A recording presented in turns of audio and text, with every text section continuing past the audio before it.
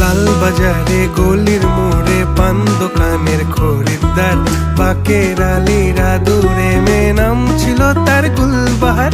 লাল বাজারে গলির মোড়ে পান দোকানের খরিদ্দার, বাকের আলীরা দূরে